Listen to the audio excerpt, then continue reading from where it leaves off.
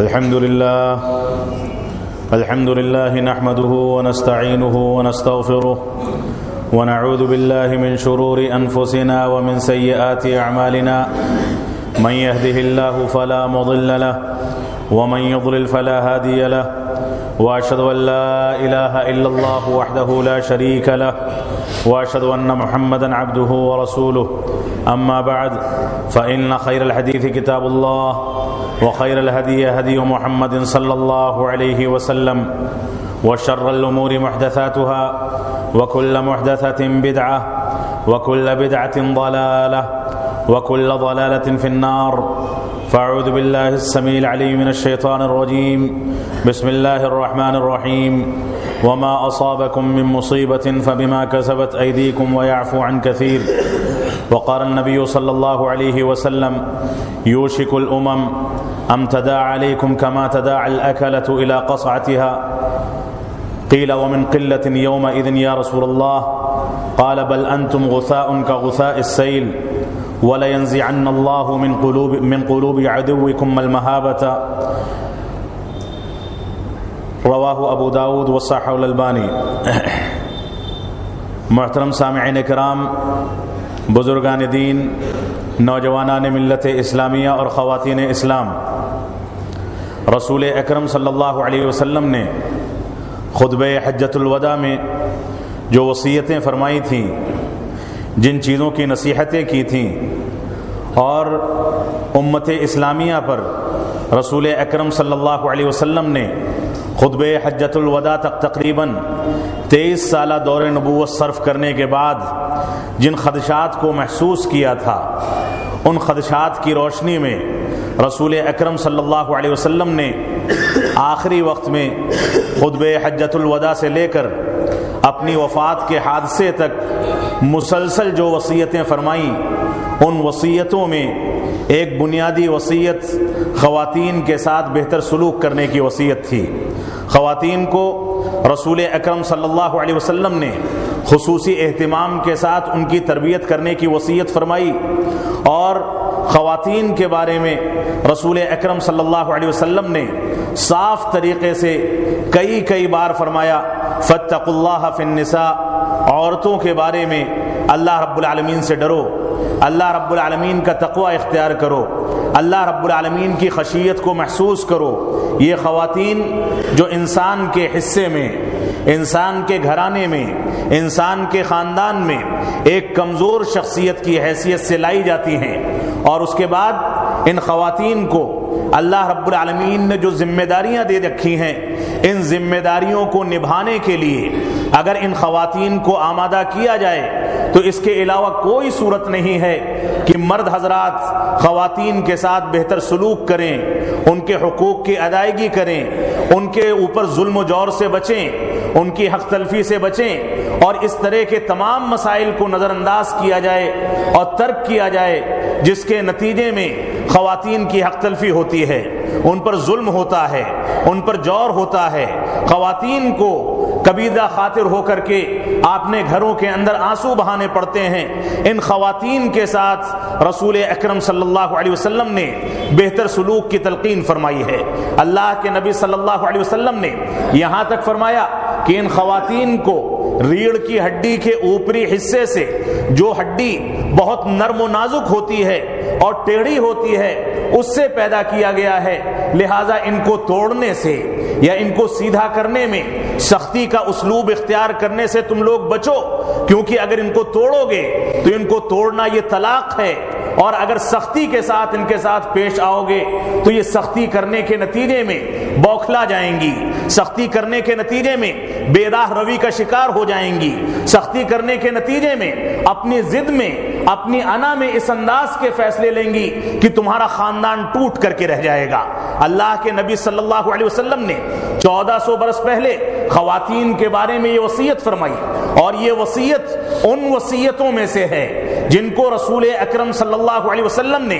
اپنی زندگی کے آخری ایام میں امت اسلامیہ کے سامنے تاکید کے ساتھ ارشاد فرما کر اس چیز پر ہم کو ابھارا۔ آپ نے یہ بھی فرمایا کہ اپنے غلاموں کے ساتھ حسن سلوک کرو، آپ نے نمازوں کی پابندی کا حکم دیا، وہیں آپ نے خواتین کے ساتھ بہتر سلوک کرنے کا حکم دیا، اور اس کی بے شمار مثالیں موجود ہیں۔ رسول اکرم صلی اللہ علیہ وسلم فرماتے ہیں کہ سب سے پہلا فتنہ جو بنو اسرائیل کے اندر اٹھا، اس دنیا کے اندر اٹھا، وہ فتنہ خواتین کا فتنہ تھا۔ لہذا خواتین کے فتنے میں مبتلا ہونے سے اور خواتین کی حق تلفی کرنے سے مسلمانوں کو بچنا ہوگا۔ آپ دیکھیں رسول اکرم صلی اللہ علیہ وسلم، اللہ کے نبی صلی اللہ علیہ وسلم پر جو آیت کریمہ نازل ہوئی، قرآن مجید نازل ہوا، اس میں اللہ رب العالمین نے واضح طریقے سے انسانیت کے پہلے فتنے کا تذکرہ کر کے اللہ رب العالمین نے واضح کر دیا، یا بنی آدم لا يفتننكم الشیطان كما اخرج ابويكم من الجنہ ينزع عنهما لباسهما ليريهما سوآتهما۔ اللہ رب العالمین نے پورے بنی نو آدم کو، ساری کی ساری انسانیت کو، ان کا تعلق انسانوں سے، ان کا تعلق مسلمانوں سے ہو یا غیر مسلموں سے، ان کا تعلق ایسے افراد سے ہو جو کسی دھرم اور مذہب کو مانتے ہیں یا دھرم اور مذہب کو نہ ماننے والے افراد ہوں، چاہے جائے کہ وہ کسی بھی مذہب، کسی بھی مسلک سے ہوں، اللہ رب العالمین نے بنی آدم کا لفظ استعمال کر کے ان کو مخاطب فرمایا ہے اور فرما دیا کہ تم کو تمہارے جد امجد آدم اور حوا کی طرح سے شیطان فتنے میں مبتلا نہ کر دے۔ ان دونوں کو فتنے میں مبتلا کر کے شیطان رجیم نے ان کے لباس کو ان کے تن سے الگ کر دیا تاکہ وہ ایک دوسرے کی شرمگاہوں کو دیکھ لیں۔ یہ ننگا پن خواتین کی بے راہ روی کے نتیجے میں ہمارے معاشرے میں اپنے پر پھیلاتا چلا جا رہا ہے۔ اگر ان خواتین کے حق تلفی کی گئی، خواتین کے حقوق کی ادائیگی نہیں کی گئی، خواتین کو اسلامی حق نہیں دیا گیا، خواتین کے بارے میں سنجیدہ فیصلے نہیں کیے گئے، خواتین سے متعلق ہمارے علماء کرام نے سنجیدہ فیصلے نہیں لیے، خواتین سے متعلق شریعت کے جو احکام و مسائل ہیں ان مسائل میں بھی ہم قرآن و سنت سے دور رہے، تو ایسی صورت میں یقیناً ہمارا معاشرہ تباہ ہوتا چلا جائے گا۔ اور یہی صورتحال آج کے دور میں جس انداز سے حکومت ہند نے یکساں سول کوڈ کو نافذ کرنے کے لیے مسلم پرسنل لا بورڈ جو مسلمانوں کا تشخص ہے، مسلمانوں کی بقا کا ذریعہ ہے، یہ ایک الگ مسئلہ ہے کہ ان کے درمیان کچھ ایسی چیزیں موجود ہیں جس میں وہ اپنی فقہی راہ و آرا کو غالب کر کے قرآن و سنت سے ہٹ کر کے فیصلہ دیتے ہیں، لیکن اس کے باوجود مسلمان اس کی حمایت میں سامنے آیا ہے اور اس کو آنا چاہیے۔ اور ہم حکومتوں کو، عدالتوں کو یہ کبھی بھی فیصلہ کرنے کا اختیار نہیں دے سکتے کہ وہ اقلیات، جن اقلیات نے اس ملک کی تہذیب کو باقی رکھنے کے لیے، وہ اقلیات جن اقلیات نے اس ملک کو انگریزوں کے ظلم و استبداد سے آزاد کرانے کے لیے اور اس ملک کے اندر امن و سلامتی کو پھیلانے کے لیے پوری قربانیاں پیش کی، ان اقلیات کی حق تلفی کرتے کرتے آج قوانین تبدیل کر دیے جائیں اور ملک کے قانون کے ساتھ کھلواڑ کیا جائے، یہ ہرگز گنجائش نہیں رکھی جا سکتی۔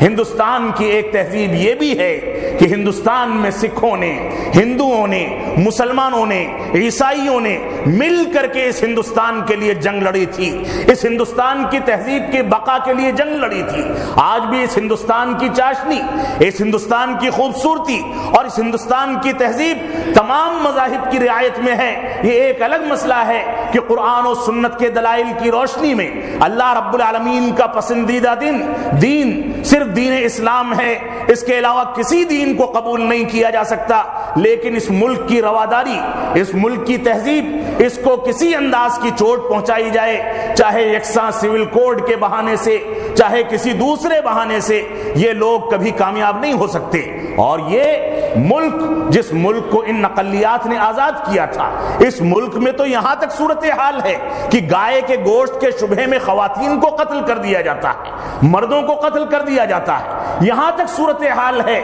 کہ لیبارٹی کی رپورٹیں تبدیل کر دی جاتی ہیں، یہاں تک صورتحال ہے کہ جن کیسز کے اندر حکومتوں کو گھیر کر کے الیکشن میں پست کرنے کے امکانات ہوتے ہیں، ان کیسز کی فائلیں تک غائب کر دی جاتی ہیں۔ یہ ملک اگر انصاف پر چلے گا، یہ ملک اور اللہ رب العالمین کے بنائے ہوئے دین پر چلے گا، اور یہ ملک تمام کے تمام مذاہب کو انصاف دے کر ان کے حقوق کی تقسیم کر کے چلے گا، تو یہ ملک چل پائے گا، ورنہ یہ ملک نہیں چل پائے گا۔ یہاں اقلیات کی بنیاد پر فیصلے تبدیل کیے جاتے ہیں. یہاں یہ مسئلہ نہیں ہے کہ یکساں سول کوڈ بنا دیا جائے، بلکہ مسئلہ یہ ہے کہ یہاں پر مسلمانوں کو دبانے کے لیے کسی بھی انداز کا قانون پاس کیا جائے وہ کیا جانا چاہیے. اور ہم دیکھ رہے ہیں، ہماری آنکھیں اس کی گواہ ہیں کہ کتنے ایسے مسائل ہیں جس میں مسلمانوں کو عدالتوں میں کھینچ کر کے ان کے خلاف پھانسی کے پھندے تک پہنچانے تک کے فیصلے کر دیے جاتے ہیں،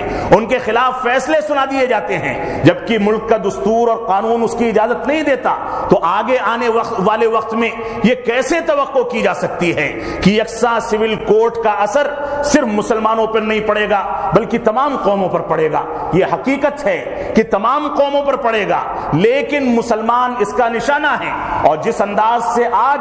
تفریق کی جاتی ہے مذاہب اور برادریوں کی بنیاد پر، جس انداز سے آج تفریق کی جاتی ہے مسلمان اور غیر مسلموں میں، جس انداز سے آج تفریق کی جاتی ہے خود ہندو گروہوں کے درمیان دلتوں میں اور غیر دلتوں میں، جس انداز سے ناانصافی کر کے نہ جانے کون کون سے بیانات دیے جاتے ہیں، ملک میں پتہ نہیں کیسے کیسے فیصلے کیے جاتے ہیں، نہ جانے کون کون سے حادثات ہوتے ہیں، ان سب کے پیش نظر اگر ہم دیکھیں تو یقینی بات ہے کہ ناانصافی اس وقت بھی چلے گی، لیکن مسلمانوں کے خلاف ناانصافی کرنے کا ایک جواز تلاش کر لیا جائے گا. اللہ رب العالمین ہمارے ملک کو اس انداز کی غلط پالیسیوں کو اختیار کرنے سے بچنے کی توفیق عطا فرمائے. یہ ملک تمام تہذیبوں کا مرکب ملک ہے. یہ ملک ایسا ملک ہے، دنیا کا تنہا ایسا ملک ہے جس ملک کے اندر تمام تہذیبیں جنم لیتی ہیں، تمام تہذیبیں آگے بڑھتی ہیں، اور تمام تہذیبوں کے اندر اپنے مذہبی رواداریوں کی بنیاد پر ایک دوسرے مذہب کے ماننے والوں کی رعایت کی جاتی ہے، ان کا احترام کیا جاتا ہے، ان کی عزت کی جاتی ہے. لہذا اس عزت اور احترام کو یکساں سول کوڈ کے ذریعے یا کسی دوسرے قانون کے ذریعے بھیٹ نہیں چڑھایا جا سکتا، نیست و نابود نہیں کیا جا سکتا ہے. اس وجہ سے ہم کو سنجیدہ فیصلہ کرنا ہوگا. لیکن اللہ رب العالمین کا فرمان ہے، جو آیت کریمہ میں نے آپ کے سامنے تلاوت کی، اللہ رب العالمین نے فرمایا وما اصابکم من مصیبت فبما کسبت ایدیکم ویعفو عن کثیر، کہ تم کو جو بھی مشکلات لاحق ہوتی ہیں یہ تمہارے اپنے کرتوتوں کا نتیجہ ہے، تمہارے اپنی بدعمالیوں کا نتیجہ ہے، بے راہ روی کا نتیجہ ہے، ایسے فیصلوں کا نتیجہ ہے جو فیصلے تم نے قرآن و سنت سے ہٹ کر کے کیے ہیں. یہی صورتحال ہماری ہے. اللہ کے نبی صلی اللہ علیہ وسلم فرماتے ہیں یوشک الامم ان تداع علیکم کما تداع الاکلۃ الی قصعتها. ابو داؤد کی صحیح روایت ہے کہ ان قریب تمہارے اوپر دنیا کی تمام قومیں، تمام کے تمام مذاہب کو ماننے والے، تمام کی تمام طاقتیں، ہر تہذیب کا ماننے والا اسلامی تہذیب کو، قرآن و سنت کے ماننے والوں کو مٹانے کے لیے مسلمانوں پر اسی طرح سے پل پڑے گا جس طرح سے بھوکے ایک کھانے کے کٹورے پر اور کھانے کے پیالے پر پل پڑتے ہیں. صحابہ کرام نے پوچھا کہ اللہ کے نبی صلی اللہ علیہ وسلم جب وہ دور آئے گا، وہ حالات آئیں گے، وہ انداز اختیار کیا جائے گا، تو کیا ہم لوگ قلت میں ہوں گے، ہماری تعداد کم ہوگی، ہم لوگوں کی تعداد اتنی کم ہوگی کہ بڑے آرام کے ساتھ دوسری قومیں ہم کو اچک لے جائیں گی، ہمارے اوپر حملے کریں گی، ہم کو کھا جائیں گی، ہم کو نگل جائیں گی، ہمارے اوپر ظلم و جور کیا جائے گا؟ تو اللہ کے نبی صلی اللہ علیہ وسلم نے فرمایا کہ نہیں، تمہاری تعداد کم نہیں ہوگی، بل انتم غثاء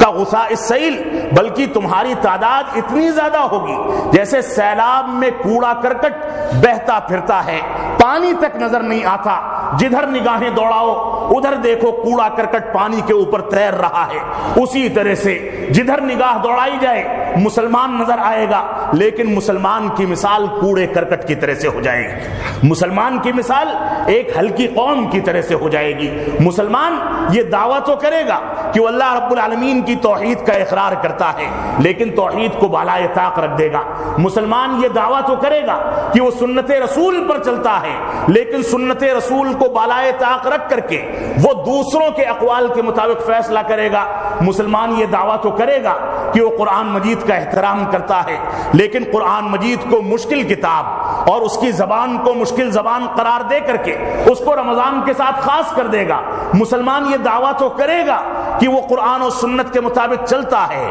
سیرت رسول کو اختیار کرتا ہے، لیکن حقیقت یہ ہوگی کہ مسلمان دنیا میں اتنا مگن ہو جائے گا کہ اس کے پاس دین کے لیے وقت نہیں ہوگا، نہ دین کا مطالعہ کرے گا، نہ دین کا دراسہ کرے گا، نہ دین کے مسائل کو سمجھنے کی کوشش کرے گا، نہ اپنے مسائل کو قرآن و سنت کے حوالے کرے گا۔ یہ صورتحال ہوگی تو اللہ کے نبی صلی اللہ علیہ وسلم نے فرمایا تمہاری تعداد بہت بڑی ہوگی، لیکن تمہارے دشمنوں کے دلوں سے اللہ رب العالمین تمہاری ہیبت کو نکال دے گا اور تمہارے دلوں کے اندر وہن ڈال دے گا۔ صحابہ کرام نے پوچھا یہ وہن کیا ہے؟ تو اللہ کے نبی صلی اللہ علیہ وسلم نے فرمایا کہ حب الدنیا و کراہیت الموت، کہ دنیا کی محبت اور موت سے نفرت کرنا، یہ دو صفتیں ہیں جن کو مسلمانوں نے اختیار کر لیا۔ آج کے دور میں موجودہ وقت میں حکومت ہند کی طرف سے یا سپریم کورٹ کی طرف سے جس انداز سے طلاق ثلاثہ کے مسئلے پر پوری دنیا کے اندر واویلا مچایا جا رہا ہے، اور ہمارے نیوز اینکرز جن کو طلاق کے تا سے بلکہ تا جس سیاہی سے لکھا جاتا ہے اس سیاہی سے بھی واقفیت نہیں ہے، لیکن وہ لوگ مذاق اڑانے کے لیے، اسلام کا ٹھٹھا اڑانے کے لیے، مسلمانوں کو ذلیل کرنے کے لیے، مسلمانوں کے مسائل کو ذلیل کرنے کے لیے وہ لوگ بڑے آرام کے ساتھ بیٹھ کر دو مولویوں کو بیٹھا لیں گے اور غلط انداز کے فیصلے اپنے ہم مزاج لوگوں کو بیٹھا بیٹھا کر ان سے جس طرح سے چاہیں گے بیانات لیں گے۔ آج ہم نے دین کو اپنی لونڈی بنا دیا، دین کے معاملے میں ہم نے ایسے فیصلے لے لیے جن فیصلوں کے نتیجے میں دشمنان اسلام ہمارے اوپر اس طرح سے مسلط کر دیے گئے کہ آج کے دور میں یہ روایت بالکل صحیح ثابت ہو رہی ہے کہ ہم نے دنیا کو ترجیح دے دی اور موت سے ہم گھبرا گئے، موت کا خوف ہمارے دلوں میں بیٹھ گیا۔ یہی صورتحال ہے۔ یہ صحیح ہے کہ مسلم پرسنل لا بورڈ کے معاملات میں سپریم کورٹ کو یا حکومت ہند کو دخل اندازی دینے کا نہ کوئی حق ہے اور نہ ہم اس بارے میں کوئی تنازل کر سکتے ہیں۔ ہم اس کے بارے میں کسی انداز کا کوئی فیصلہ حکومت ہند سے گفتگو کرنے پر بھی تیار نہیں۔ نیوز چینل والے پریشان رہیں، مسلمان علماء کرام کو بلایا جائے، اس پر بحث کی جائے، بہتر ہے کہ پرہیز کیا جائے، اخبارات میں بیان نہ دیا جائے، یہ کہہ دیا جائے کہ ہمارے گھر کا مسئلہ ہے، ہم قرآن و سنت کی روشنی میں حل کریں گے۔ یہ کون سی بات ہے کہ خواتین ہمارے گھر کی ہیں؟ یہ کون سی بات ہے کہ طلاق کے واقعات ہمارے گھر میں ہوتے ہیں؟ یہ کون سی بات ہے کہ دوسرے معاملات اور نکاح وغیرہ ہمارے گھر میں انجام پاتا ہے؟ اور اس کے بعد پیٹ میں درد ان لوگوں کے ہوتا ہے جو مسلمانوں کو دبانے کے لیے، مسلمانوں کو ذلیل کرنے کے لیے، جن لوگوں نے ماضی میں گجرات میں فسادات کرا دیے، جن لوگوں نے بابری مسجد کو منہدم کر دیا، جن لوگوں نے مظفر نگر میں فساد کرائے، جن لوگوں نے پورے ہندوستان کو صرف الیکشن میں جیتنے کے لیے فسادات کی بھیٹ چڑھا دیا، وہ آج آئے ہیں مسلمانوں کے نام پر اور مسلمانوں کی خواتین سے ہمدردی دکھانے کے لیے۔ یہ ناقابل برداشت ہے۔ تو آج کے خطبہ جمعہ میں آپ کے سامنے طلاق ثلاثہ کے مسائل کو، اگرچہ اس سے پہلے یہ چیزیں آ چکی ہیں، ان کو مختصراً ذکر کر کے آپ کے سامنے اس کا صحیح شریعت کا مسئلہ ذکر کرنا چاہتا ہوں۔ پھر دو روایتیں آپ کے سامنے ذکر کروں گا جس کی روشنی میں ہم کو یہ نصیحت پکڑنی چاہیے کہ ہم اللہ رب العالمین سے قریب کیسے ہو سکتے ہیں۔ طلاق ثلاثہ کے مسئلے میں جس انداز سے ہم نے ماضی میں جو فیصلے کیے ہیں، میرا ماننا یہ ہے، میں اسی بات کا قائل ہوں، اگرچہ کوئی اس سے اتفاق کرے نہ کرے، کوئی اس بات میں یہ کہہ سکتا ہے کہ ان کی رائے غلط ہے، لیکن میں اس نتیجے پر پہنچا ہوں کہ مسلم پرسنل لا بورڈ یا اسی طرح سے ہمارے بعض مفتیان کی طرف سے مسلسل جنگ آزادی، ہندوستان کی آزادی کے بعد اور اسی طرح سے مسلم پرسنل لا بورڈ کے قیام کے بعد سے آج تک جس انداز سے خواتین کے ساتھ ان کی حق تلفی کی جا رہی ہے اور صرف فقہ کی بنیاد پر یہ ثبوت پیش کیا جا رہا ہے کہ قرآن و سنت کے مطابق فیصلہ نہیں کیا جائے گا، اس کے نتیجے میں ہم کو آج یہ شرمناک دور دیکھنا پڑ رہا ہے۔ وہی خواتین، وہی خاندان جو طلاق کے مسئلے میں طلاق ثلاثہ کو ایک طلاق شمار کرنا چاہتے تھے، جو جانتے تھے کہ قرآن مجید کی تعلیم کیا ہے، جو جانتے تھے کہ سنت رسول سے کیا ثابت ہے، وہ لوگ آج پہنچے ہیں، انہوں نے سپریم کورٹ کا دروازہ کھٹکھٹایا ہے، جس کے نتیجے میں آج عدالت نے یا حکومت نے ہمارے خلاف یہ فیصلہ دیا ہے۔ اگر ہم نے ان خاندانوں کی بازیابی کے لیے، ان خاندانوں کو بچانے کے لیے، ان خاندانوں کے حقوق کی ادائیگی کے لیے، ان خاندانوں پر جو مصیبت پڑتی ہے، ان مصیبت مصیبتوں کو دور کرنے کے لیے قرآن و سنت کو ماضی میں اختیار کر لیا ہوتا تو بدقسمتی ایسی نہ ہوتی کہ آج کے دور میں قرآن و سنت سے دوری کے فتوے کے باوجود سارے کے سارے لوگوں کو اس پر متحد ہو کر حکومت ہند کے سامنے یہ ثابت کرنا پڑ رہا ہے کہ ہم اس چیز کو تسلیم کرنے کے لیے تیار نہیں ہیں۔ اس وجہ سے ہم کو اس پر نظر ثانی کرنی ہوگی، ہم کو یہ دیکھنا ہوگا کہ کتنے ایسے خاندان آئے جنہوں نے یہ فتویٰ لیا کہ میں نے اپنی بیوی کو 3 طلاق ایک مجلس میں دے دی ہے، جبکہ یہ مسئلہ قرآن و سنت سے ثابت ہے۔ قرآن مجید سورہ بقرہ کے اندر اور اسی طرح سے سنت رسول میں، صحیح مسلم ہو، ابن ماجہ ہو، ابو داؤد ہو یا دوسری روایتیں ہوں، دوسری کتابیں ہوں، سب کی سب کتابوں کے اندر اس بات کی صراحت موجود ہے کہ رسول اکرم صلی اللہ علیہ وسلم کے عہد مبارک میں 3 طلاق کے مسئلے میں اگر ایک مجلس میں 3 نہیں 30 طلاق دی گئی ہیں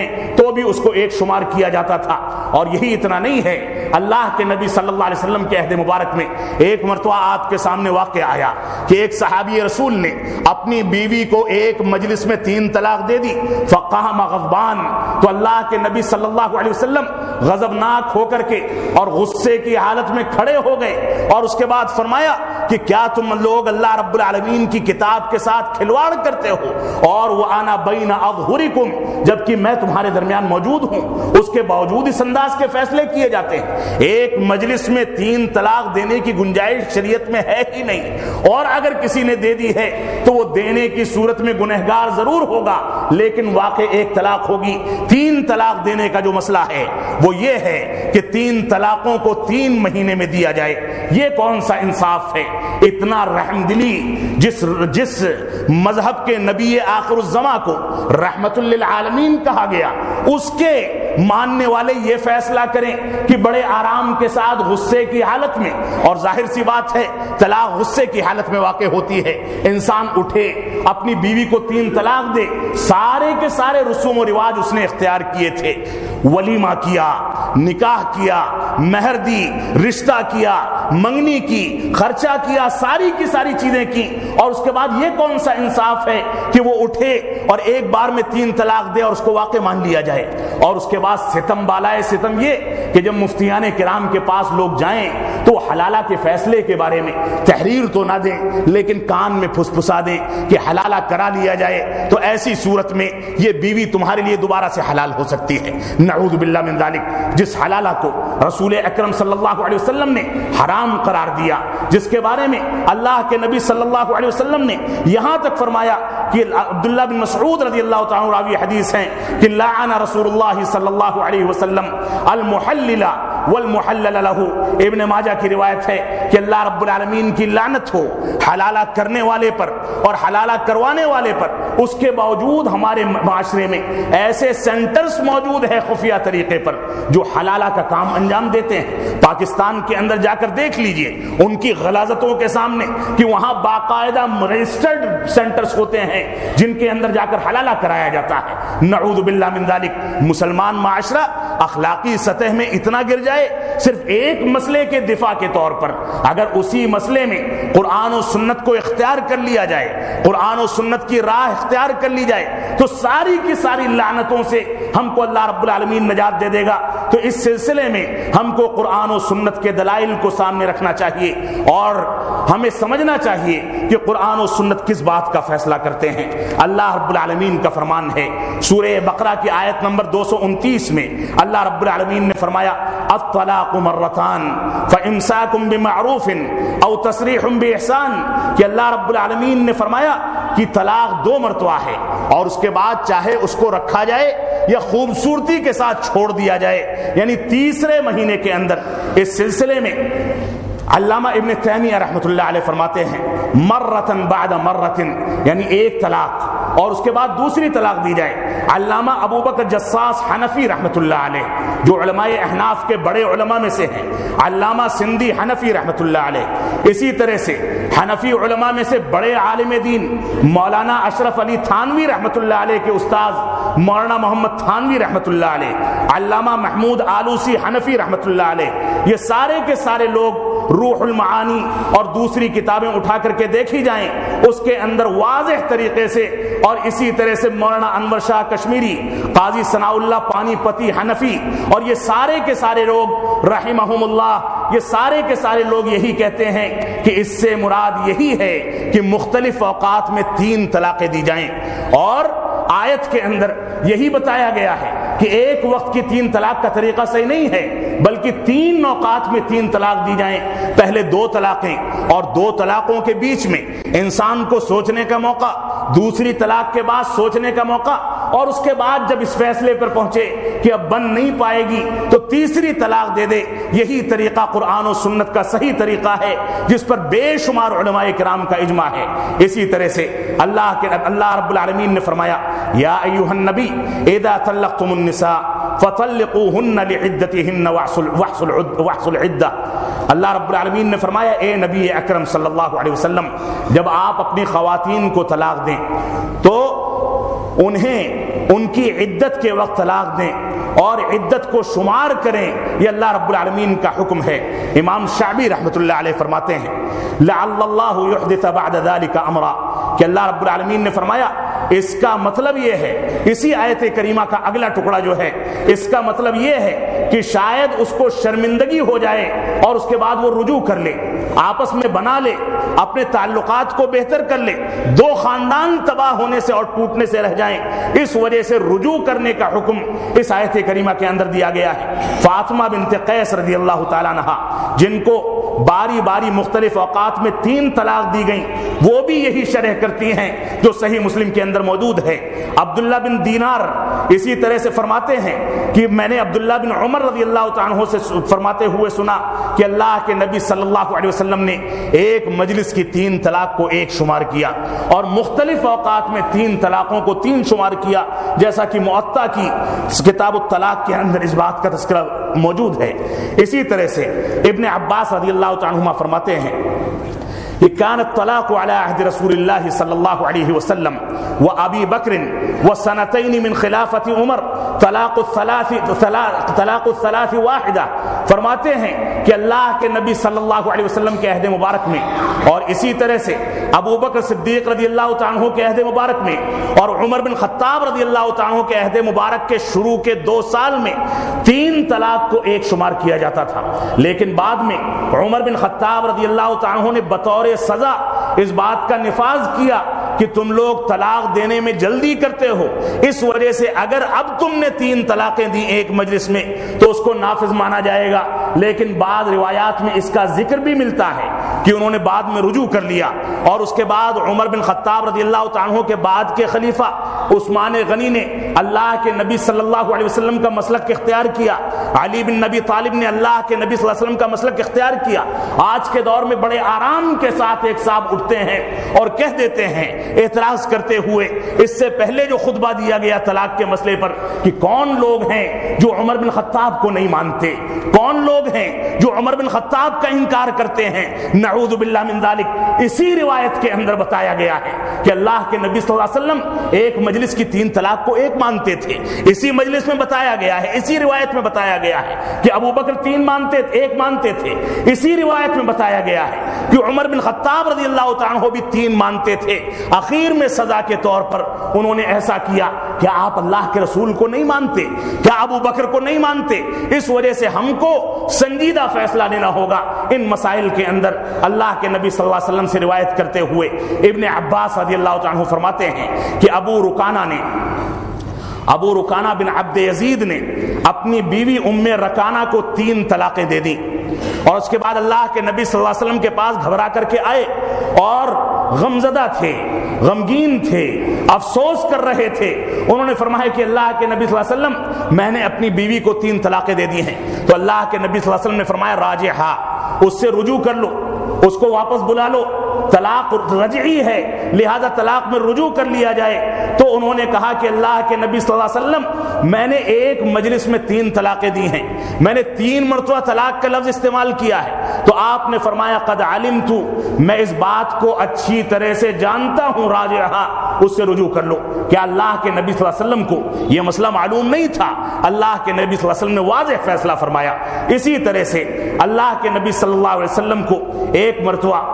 خبر دی گئی ابن عمر رضی اللہ تعالیٰ عنہ کے بارے میں، ان کے والد نے خبر دی کہ میرے بیٹے نے میری بہو کو طلاق دے دی ہے، تو اللہ کے نبی صلی اللہ علیہ وسلم نے فرمایا کہ ان کو کہو کہ رجوع کر لیں، اور رجوع کریں، اور دوسری طہارت میں اگر چاہیں گے تو دوسری طلاق دیں گے، اور پھر بھی چاہیں گے کہ تیسری طلاق دینا چاہتے ہیں تو تیسری طہارت میں تیسری طلاق دیں، لیکن اس بات کا خیال کریں کہ اس سے پہلے ہم بستری نہ کریں اگر مکمل طلاق دینی ہے۔ یہ سنت کا مکمل طریقہ ہے جو ابن عمر رضی اللہ عنہ کی یہ اس روایت جو کہ صحیح مسلم کی روایت ہے، اس کے اندر ذکر کیا گیا۔ اللہ رب العالمین ہم کو قرآن و سنت کے فیصلوں کو تسلیم کرنے کی توفیق عطا فرمائے۔ لیکن موجودہ دور میں جس انداز سے اس مسئلے کو سیاسی صورتحال کو سامنے رکھ کر کے سمجھنے کی یا تھوپنے کی کوشش کی جا رہی ہے، اس سلسلے میں ہم یہی کہیں گے، یریدون لیطفئوا نور اللہ بافواہہم ویأبی اللہ الا ان یتم نورہ ولو کرہ الکافرون۔ یہ لوگ چاہتے ہیں کہ اللہ رب العالمین کے نور کو، اسلام کو، شریعت اسلامیہ کو، قرآن و سنت کو ماننے والوں کو، مسلمانوں کو اپنے پھوکوں سے بجھا کر کے رکھ دیں، مٹا کر کے رکھ دیں۔ اللہ رب العالمین نے قسم کھا رکھی ہے، اللہ رب العالمین نے واضح اعلان کر دیا ہے کہ اگر مسلمان قرآن و سنت پر باقی رہا تو دنیا کی ساری طاقتیں اس کے پیچھے پڑ جائیں تو بھی مسلمانوں کو کچھ نہیں کر سکتی۔ مسلمان اپنی جگہ پر مضبوطی کے ساتھ باقی رہے گا۔ مسلمان کو مٹانے والی طاقت دنیا میں پیدا نہیں ہوئی، لیکن مسلمان خود مسلمان کو مٹاتا ہے۔ اس وجہ سے ہم کو سمجھنا چاہیے کہ حکومت ہند یا عدالت علیہ نے جو فیصلہ کیا ہے، اس فیصلے کے پیچھے اس کا کیا پس منظر ہے، ہم نے کون سے فیصلے دیے جس کے نتیجے میں دشمنان اسلام کو اتنی جرأت آئی کہ وہ ہمارے داخلی مسائل میں، عائلی مسائل میں، نکاح، طلاق اور حلالہ وغیرہ کے مسائل میں ہمارے درمیان دخل اندازی دیں۔ اس دخل اندازی کے بعد ہم کو ایک ساتھ کھڑا تو ضرور ہونا ہے، ہم کو حکومت کے خلاف مظاہرے تو ضرور کرنے ہیں، ہم کو حکومت کے خلاف آواز تو ضرور اٹھانی ہے، ہم کو اپنے اتحاد کا مظاہرہ تو ضرور کرنا ہے، لیکن ساتھ ہی ہم کو اپنے گریبان میں جھانک کر کے یہ بھی سوچنا ہوگا کہ ہمارے کن کرتوتوں کے نتیجے میں یہ نوبت آئی ہے جس کی وجہ سے یہ لوگ اتنے جرأت مند ہو گئے۔ جن لوگوں نے کل بابری مسجد گرائی تھی، آج وہ لوگ آ کر کے مسلمانوں کے عائلی مسائل میں ان کے گھرانوں میں گھسنے کی کوشش کر رہے ہیں۔ اللہ رب العالمین ہم کو صحیح انداز سے قرآن و سنت کی پیروی کرنے کی توفیق عطا فرمائے۔ ایک آیت کریمہ اور رسول اکرم صلی اللہ علیہ وسلم کی ایک روایت میں آپ کے سامنے ذکر کروں گا، اور یہ دعوت فکر ہے، یہ غور و فکر کرنے کی ایک دعوت ہے جس میں اللہ رب العالمین نے مکمل طریقے سے ہم کو یہ تلقین کر دی ہے کہ اس دنیا کے اندر ہمارے مسائل کیسے غالب ہوں گے، ہم کیسے غالب ہوں گے، ہمارے مسائل کا احترام کیسے کیا جائے گا، ہم کو احترام کی نگاہ سے کن اسالیب کو اختیار کرنے کے بعد دیکھا جائے گا۔ ان دونوں دلائل کے اندر اللہ رب العالمین اور رسول اکرم صلی اللہ علیہ وسلم نے اس کا تذکرہ فرما دیا۔ اللہ رب العالمین کا فرمان ہے، سورہ نور کی آیت کریمہ ہے کہ وعد اللہ الذین آمنوا منکم وعملوا الصالحات لیستخلفنہم فی الارض کما استخلف الذین من قبلہم وليمكنن لهم دینہم الذی ارتضى لهم وليبدلنہم من بعد خوفہم امنا۔ اللہ رب العالمین نے اسی آیت کریمہ کے اخیر میں فرمایا یعبدوننی ولا یشرکون بی شیئا۔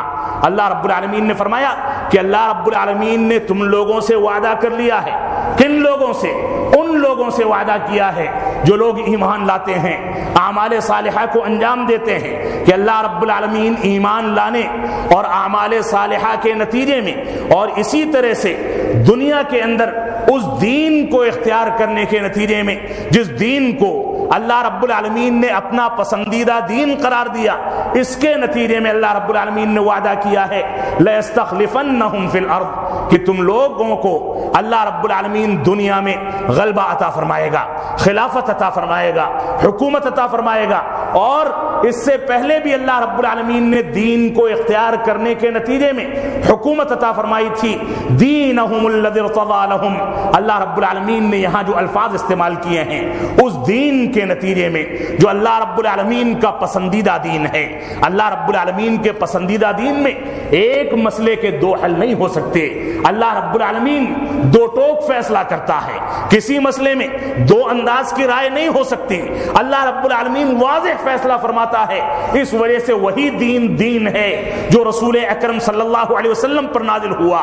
دین وہی دین ہے جو قرآن و سنت میں مذکور ہے. دین وہی دین ہے جو سنت رسول کے اندر درج ہے. دین وہی دین ہے جو صحیح احادیث سے ثابت ہے. دین وہی دین ہے جو صحابہ کرام نے رسول اکرم صلی اللہ علیہ وسلم سے سیکھ کر کے ہمارے سامنے پیش کیا, اس کو برت کر کے دکھایا. تو اللہ رب العالمین نے فرمایا کہ اس دین کو اختیار کرنے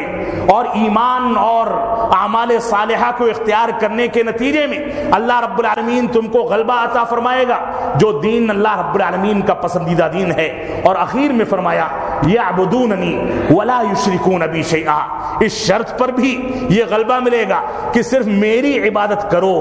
میرے ساتھ کسی کو شریک نہ ٹھہرانا, صرف میری عبادت کرو. توحید ربوبیت میں, توحید الوہیت میں, توحید اسماء و صفات میں اپنے تمام کے تمام معاملات کو رب کائنات کے حوالے کر دو, رب العزت کے حوالے کر دو. وہی عزت و ذلت کا مالک ہے, وہی مالک الملک ہے, وہی سب کو عزت و ذلت دیتا ہے, وہی بیٹے دیتا ہے, وہی بیٹیاں دیتا ہے, وہ جس کو چاہتا ہے باج بنا دیتا ہے. اللہ رب العالمین کی قدرت سے کوئی بھاگ نہیں سکتا. اس وجہ سے صرف اللہ رب العالمین کی عبادت کی جائے. تو اللہ رب العالمین نے بنیادی شرط جس کا تذکرہ آخر میں کیا, فرمایا صرف میری عبادت کی جائے اور میرے ساتھ کسی کو شریک نہ ٹھہرایا جائے. لیکن موجودہ دور میں مسلمانوں نے اسلام کے نام پر, مسلمانوں نے صوفیزم کے نام پر, مسلمانوں نے نہ جانے کون کون سے نام, چاہے عقلانیت کا نام دیا گیا ہو, ماتریدیت کا نام دیا گیا ہو, رافضیت کا نام دیا گیا ہو, شیعیت کا نام دیا گیا ہو, یا قبر پرستی کا نام دیا گیا ہو, نئے نئے نام دے کر روزانہ ہماری گلیوں سے اسلام کا جنازہ اٹھتا ہے, اور اس کے باوجود ہماری کان پر جوئیں نہیں رینگتی, ہم اسلام کے دفاع کے لیے آگے نہیں آتے. تو اللہ رب العالمین نے فرمایا صرف میری عبادت کرو اور میرے ساتھ کسی کو شریک نہ ٹھہراؤ, اس شرط پہ تم کو غلبہ ملے گا. اسی طرح سے اللہ کے نبی صلی اللہ علیہ وسلم نے ابن عباس رضی اللہ تعالیٰ عنہ کو, جو آپ کی سواری پر آپ کے پیچھے بیٹھے ہوئے تھے, ان کو وصیت فرمائی. فرمایا یا غلام, اے چھوٹے سے بچے, سن لو میری نصیحت کو. انی اعلمک کلمات, میں تم کو چند کلمات سکھاتا ہوں. یہ کلمات دنیا اور آخرت میں کامیابی کی ضمانت ہے. فرمایا احفظ اللہ یحفظک, تم اللہ رب العالمین کی حفاظت کرو, اللہ کے دین کی حفاظت کرو. اللہ نے جو فیصلے سنا دیے اسی کے مطابق اپنے فیصلے سناؤ, اللہ رب العالمین تمہاری حفاظت فرمائے گا. اللہ رب العالمین کی حفاظت کرو, اللہ رب العالمین کو اپنے سامنے پاؤ گے. اسی طرح سے فرمایا اذا سألت فاسأل اللہ, جب تم کسی سے سوال کرو تو صرف اللہ رب العالمین سے سوال کرو, غیر اللہ سے سوال نہ کرو. وَإِذَا اسْتَعَنْتَ فَاسْتَعِنْ بِاللَّهِ, جب کسی سے مدد مانگو تو صرف اللہ رب العالمین سے مانگو, کوئی غیر تمہاری مدد نہیں کر سکتا, صرف اللہ رب العالمین مدد کرے گا. اور سن لو وَاعْلَمْ أَنَّ الْأُمَّةَ لَوْ اجْتَمَعَتْ لَا أَن يَنْفَعُوكَ بِشَيْءٍ لَمْ يَنْفَعُوكَ بِاللَّهِ بِشَيْءٍ قَدْ كَتَبَهُ اللَّهُ لَكَ, کہ سن لو, کان کھول کر کے اس بات کو سن لو کہ پوری کی پوری امت اگر اس بات پر متفق ہو جائے, پوری کی پوری دنیا اگر اس بات پر متفق اور اجماع کر لے, متفق ہو جائے اور اجماع کر لے کہ تم کو کوئی فائدہ پہنچائے گی, اور اللہ رب العالمین نہیں چاہتا کہ تم کو فائدہ پہنچے, تو کوئی بھی طاقت تم کو فائدہ نہیں پہنچا سکتی. اور اسی طرح سے سن لو وَإِنِ اجْتَمَعُوا عَلَىٰ أَن يَضُرُّوكَ بِشَيْءٍ لَمْ يَضُرُّوكَ إِلَّا قَدْ كَتَبَهُ اللَّهُ عَلَيْكَ, لیکن اگر پوری کی پوری دنیا تم کو کوئی نقصان پہنچانا چاہے تو نقصان نہیں پہنچا سکتی, لیکن سوائے اس نقصان کے جو نقصان اللہ رب العالمین نے تمہارے مقدر میں لکھ دیا ہو. اس وجہ سے ہم کو اس روایت کو, جو کہ ترمذی کی صحیح روایت ہے, اس کو سامنے رکھ کر کے اپنے اندر توکل, اعتماد, قرآن و سنت سے قربت, قرآن و سنت کے فیصلوں کے مطابق اپنے فیصلوں کو ڈھالنے کی صفت پیدا کرنی چاہیے. ہم کو اتحاد کے ساتھ, اجتماعیت کے ساتھ, اس وقت یہ ثابت کرنا چاہیے کہ کوئی بھی طاقت اسلامی قوانین، مسلمانوں کے آئلی مسائل اور مسلمانوں کے داخلی مسائل میں اگر کسی انداز کا روڑا اٹکائے گی تو اس ملک کی تہذیب جہاں تباہ و برباد ہوگی وہیں یہ ملک بھی تباہ و برباد ہو جائے گا۔ اس وجہ سے اگر ملک کی بقا مقصود ہے، ملک سے سچی محبت ہے اور ملک کے اندر انسانیت کو باقی رکھنا ہے، ملک کے اندر ایک خاندان کے طریقے سے سارے کے سارے مذاہب کے لوگوں کو لے کر کے چلنا ہے، تو ایسی صورت میں ڈیوائیڈ اینڈ رول کی پالیسی کو چھوڑ کر کے، ہم کو تفریق کی پالیسی کو چھوڑ کر کے، آپسی انتشار پیدا کرنے کی پالیسی کو چھوڑ کر کے ہم کو صحیح انداز سے انصاف کے ساتھ فیصلے کرنے ہوں گے۔ اور اگر ملک کے قانون، ملک کے آئین پر کسی انداز کی تبدیلی یا کسی انداز کی تحریف یا کسی انداز کا کوئی خطرہ منڈلایا تو ایسی صورت میں یہ اقلیات، یہ مسلمان ساری کی ساری مسلکی تفریق کو چھوڑ کر کے ایک ساتھ سامنے نکلیں اور یہ ثابت کر دیں کہ جس طرح سے ماضی میں سارے مسالک اور سارے مذاہب کے لوگوں نے مل کر کے ملک کو آزاد کرایا تھا، آج اس ملک کی بقا کے لیے، ملک کی تہذیب کی بقا کے لیے، ملک کی سالمیت کے لیے یہ سارے کے سارے لوگ پھر سے شانہ بشانہ ایک دوسرے کے ساتھ آ سکتے ہیں۔ اللہ رب العالمین ہم کو قرآن و سنت کی بنیادوں پر آپس میں اتحاد پیدا کرنے کی توفیق عطا فرمائے، ہم کو قرآن و سنت کی جانب رجوع کرنے کی توفیق عطا فرمائے، ہم کو اس بات کی توفیق عطا فرمائے کہ ہم قرآن و سنت کی اصل روح کو سمجھ سکیں، قرآن و سنت کے مطابق فیصلہ کر سکیں۔ اللہ رب العالمین ہم کو طلاق کے مسئلے میں یا حلالہ کے بہانے سے دوسرے مسائل میں یا آئلی مسائل میں یا اسی طرح سے تعدد ازدواج کے مسئلے میں جس انداز سے یکساں سول کوڈ کو نافذ کرنے کی پہلی سیڑھی پر چڑھنے کی کوشش کی جا رہی ہے، اللہ رب العالمین ان تمام کی تمام چیزوں کے معاملات کو ہم تیرے حوالے کرتے ہیں اور ساتھ میں یہ بھی دعا کرتے ہیں کہ اللہ رب العالمین ہمارے علماء کرام کو، مسلمانوں کے تمام مسالک کو، تمام کی تمام تنظیموں کو اس بات کی توفیق عطا فرما کہ وہ لوگ قرآن و سنت کی جانب رجوع کر کے تیری مدد حاصل کریں۔ اللہ رب العالمین نے اسی چیز کی طرف واضح اشارہ فرمایا ہے، وَاسْتَعِينُوا بِالصَّبْرِ وَالصَّلَاةِ کہ اللہ رب العالمین سے مدد مانگنی ہے تو صبر و صلاحت کے ذریعے سے مدد مانگو، اللہ رب العالمین کی جانب رجوع کر کے مدد مانگو۔ اللہ رب العالمین ہم کو ان باتوں کی توفیق عطا فرمائے، ہم جب تک جئیں تب تک اسلام پر جئیں، جب ہمارا خاتمہ ہو تو ایمان پر ہو۔ وصلی اللہ بارک اللہ لنا ولکم فی القرآن المجید ونفعنی وإیاکم بالآیات والذکر الحمید انہ تعالی جواد کریم ملک بر الرؤوف الرحیم۔